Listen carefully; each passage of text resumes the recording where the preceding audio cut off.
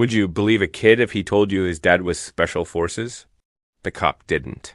Under the harsh glow of red and blue lights, Jamal stood on a quiet suburban street, his wrist locked in the officer's grip.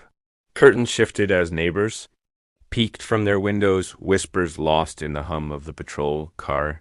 You expect me to believe that? The cop sneered, laughter sharp and cutting. Jamal didn't flinch. Chin high, voice steady, he said, "My dad's in special forces. He's coming any second now." The officer chuckled, shaking his head. Sure, did. Sure he is. But in less than a minute, that laugh would die in his throat. Jamal had. Heard it all before.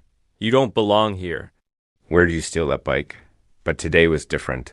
He'd just finished basketball practice, heading home when the flashing lights appeared behind him. The officer claimed he matched the suspects. Description. Jamal knew the drill: stay calm, answer questions, don't give them a reason. Still, when the cop scoffed at the mention of his father, something inside Jamal burned. His dad wasn't just any soldier. He was the kind of man who moved in silence. Until it was time to make noise. The radio on the cop's shoulder crackled. He reached for his cuffs. Let's take a ride downtown. We'll sort this out. Jamal's stomach dropped. He knew what sorting out meant. Then, screech.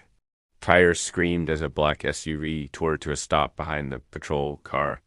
The officer spun, hand drifting toward his holster. The SUV door flew open. Boots hit the pavement, each step heavy, deliberate. From the shadows emerged a towering figure, posture straight as steel, eyes blazing. Dad. Jamal exhaled, relief, washing over him. The cop stiffened. Sir, this is police business. Your business is harassing my son.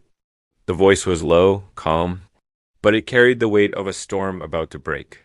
Another officer stepped forward, defensive. We had a report of a stolen bike. Kid matched the description. Jamal's father didn't blink. Description? He pulled out his military ID, holding it inches from the officer's face. You want to run mine too? The first cop's face drained of color, the insignia, the rank. This was no joke. For a heartbeat, silence smothered the street. Then, the officer stammered, Look, we were just what? Jamal's father cut in, stepping closer. Teaching my son another lesson about how the world sees him. Jamal's chest tightened. He hated this, the stares, the tension, the fury in his father's clenched jaw. The cop raised his hand slightly. No need for this to escalate. You're right, his father said coldly. So uncuff my son now.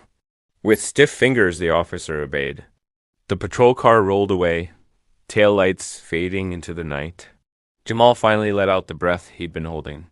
His shoulders sagged as his dad's hand settled on his back. You okay?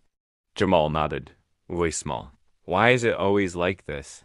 His father didn't answer immediately. Then, softly, because some people need proof before they respect you. But remember, son, you don't owe them that. As they walked home under flickering streetlights, the night swallowed the echoes of what happened. And Jamal realized his father's strength wasn't in the uniform or the rank, it was in the way he stood tall.